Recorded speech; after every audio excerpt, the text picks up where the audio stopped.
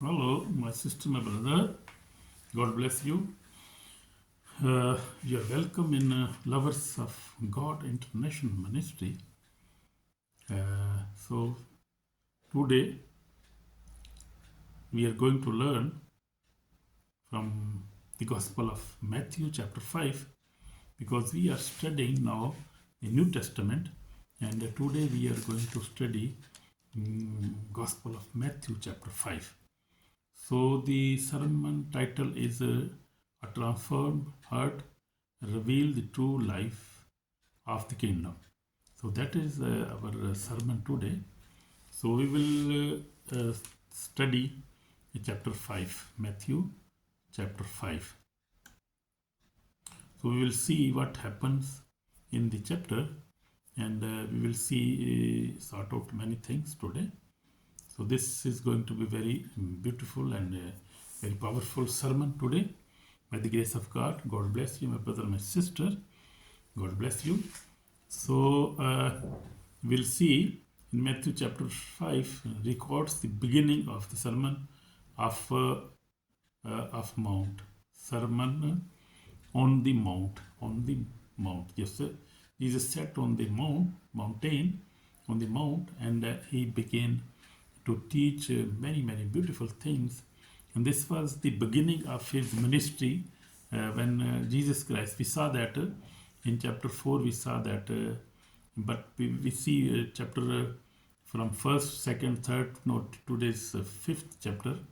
So we saw in chapter 4th that Jesus Christ was baptized by the John Baptist.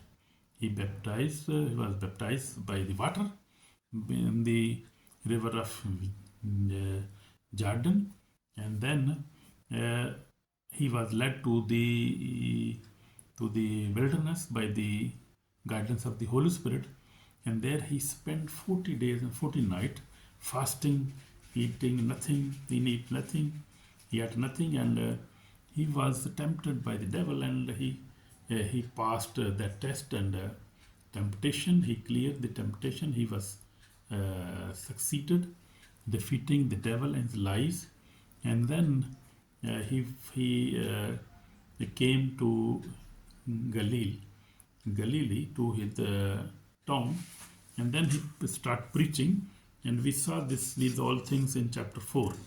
But now we are in the chapter 5 now. So this is the sermon on the mount, a very special sermon.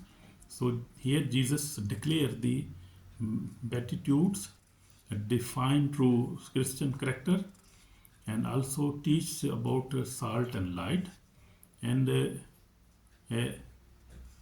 resize, resize God's standard, and he raises God's standard from outward religion to inward holiness.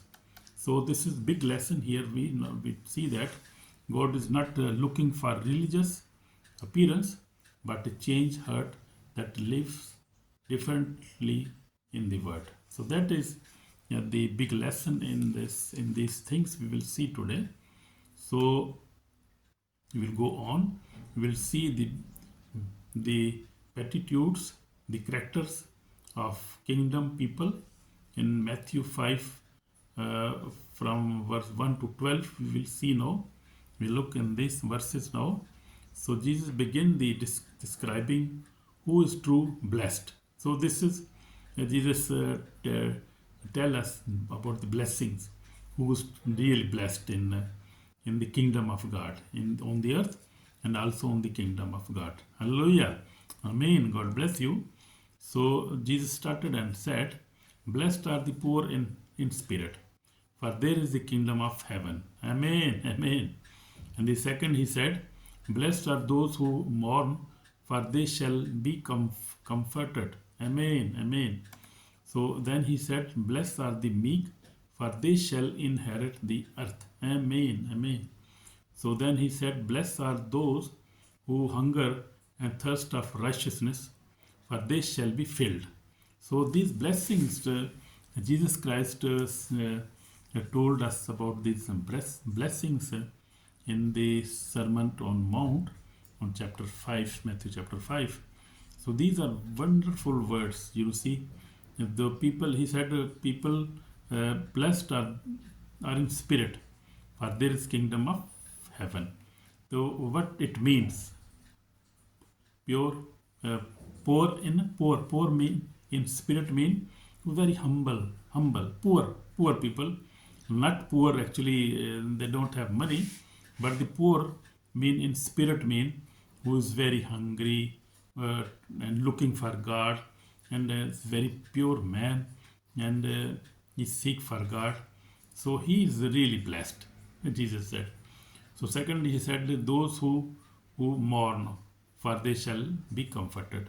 So you see, that time the disciples and the people were not happy, because there was a Roman empire in Israel that time, and we see in ages now, people, they are not happy. They are, because of maybe their sickness, maybe they are oppressed by the other governments, they are unhappy, they are not happy.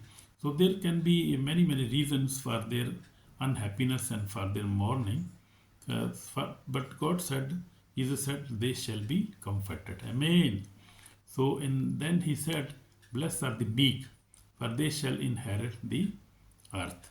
So we see the people who are meek mean very humble, very polite people, and very sincere to God. So they shall inherit the earth. Then he said, blessed are those who hunger and thirst for righteousness. So that is very special.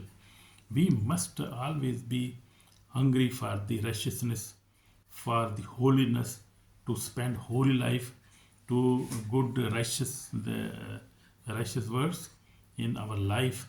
I mean, to help the poor people, and to spend holy life, and to always resist devil, resist the sinful desire in our life, and we must live a holy life, and that means a righteous life, because Jesus Christ was the righteous one. He lived a righteous life. He never sinned. He never sinned. He never fight with anybody. He was very humble, a humble servant of God, and he was the righteous one. He is the righteous one only, because the Bible says everybody have sinned, and they are sinners, but Jesus Christ never sinned in his life. He was the righteous one, and he is the righteous one. He is the only holy God, and was holy human in this earth. He was only the holy. So we must also be righteous.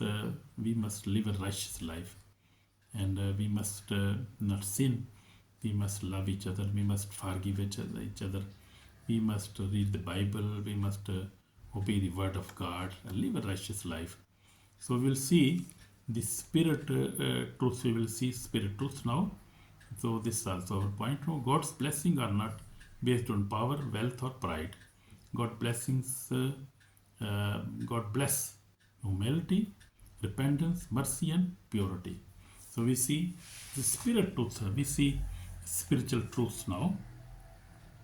So God blessings are not for based on power, wealth, or pride.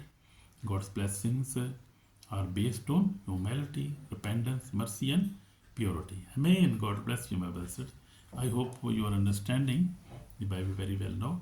So we will see Jesus Christ as an example. Jesus himself lived a very beatitude life, and he was very blessed, humble in spirit. Jesus was humble. Jesus said, I am humble, I am meek, and I am pure in heart. So these were the qualities of Jesus Christ.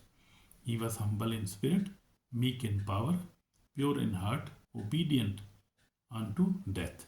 Up to death, he was obedient to his Father, the God Almighty. He has a very obedient life, and he was very humble. You see, he was King of King. He was Messiah, and he is Messiah, but he ride on the donkey. So donkey You see, he never ride on any chariot or any horse, beautiful horse, with many armies and with wealth, wealthy peoples. He like poor people, poor. Just you see his humbleness. He was very humble.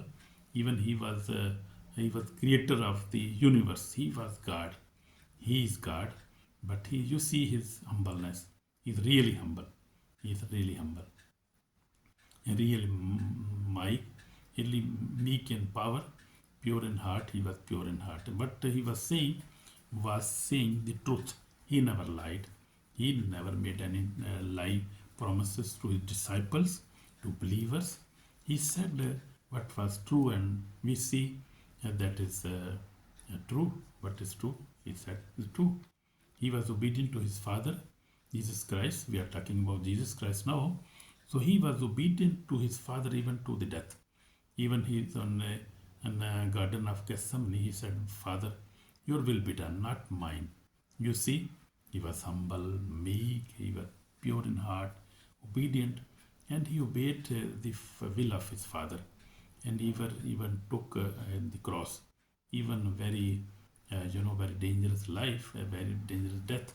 He took upon him. He took our sins. He died for us. So he was obedient to the will of Father, and he took the cross. So see his humbleness. So he said, and we see now, he said, salt of the earth and light of the world. He said to his disciples, be salt of the earth and light of the world. Matthew 5 13 and 16, we see Jesus said, you are the salt of the earth, you are the light of the world. So we have to be in such character. We have to serve each other. We have to preach the word of God. We must be the salt of the earth. We must be the light of the word. Mean to show truth. And truth is what? Truth is gospel. Truth is the word of God.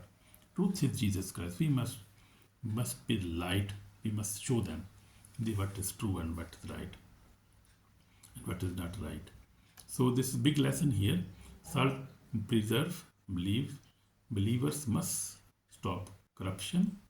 Light shines. Believers must expose darkness. So that we must do. Christianity is not private. It is visible and impactful. Amen. Amen. So Jesus and the law, a higher righteousness, Jesus declared, I did not come to destroy but to fulfill. So he fulfilled the law. And he answered, unless your righteousness exceed the righteousness of these scribes and the Pharisees, you will be no means enter the kingdom of heaven. So these things we must learn these things. So we see from the verse Matthew 5 21 to 46 now. Jesus goes deeper. Anger, murder in the heart, lost, adultery in the heart. Hatred must be replaced with the love of enemies. Therefore, you shall be perfect, just as your Father in heaven is perfect. So we see this. So we must not be angry, and we must not be lustful, must not bear hatred. We must love each other, must love our enemies also. So we see Jesus Christ on the cross. Jesus prayed, Father, forgive them. So that is the wonderful life, you see. He even forgive all his enemies. He said, forgive them, Lord. Forgive them, my Father. So that is the kingdom perfection. Love instead of revenge. He never took any revenge. He bear our punishment, and he never took any revenge. He was not revengeable, but he was humble. He forgave everybody who hurt him, who even nailed him, killed him, and he forgave everybody. So we in Old Testaments we see David was a very good example, and David was also very obedient son of God. So as you see my testimony, I am also from 46 years I am walking with the Lord. I learned that outward ministry without inward holiness is empty.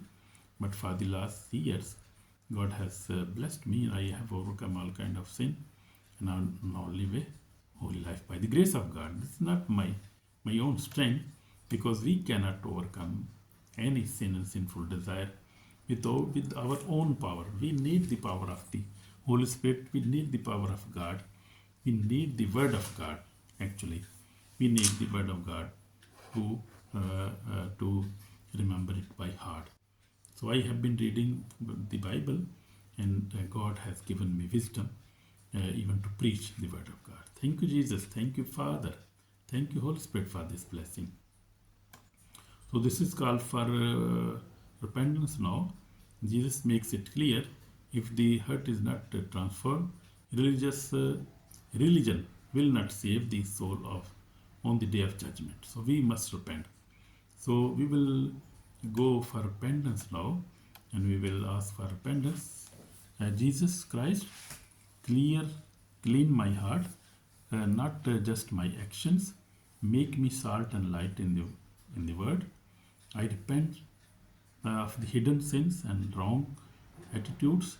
Teach me to live the life of your kingdom, O Lord Jesus. Forgive my sins, Lord Jesus. I ask for forgiveness. Wash me with precious blood. Save my soul today. Heal me, Lord. Deliver me, Lord, and bless me. Give me breakthrough in my finance, in my business, in my job, Lord Jesus. Bless me, Lord. Bless me in Jesus' name. Amen. So if you have prayed this prayer with your heart, you are already blessed, and you are redeemed, and you are citizen of heaven. Amen. God bless you. God bless you, my brother, my sister. So this is very, very big, beautiful. See, we have learned beautiful things in Matthew chapter 5 today. So we must be very honest and very. We must have a personal relationship with Jesus Christ.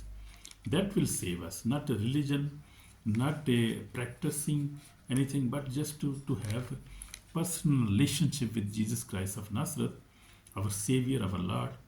He can only save us. He can only protect us from any type of temptation, any type of test, any kind of sins. He can forgive us, reform us, redeem us, give us salvation, can give us eternal life. Amen.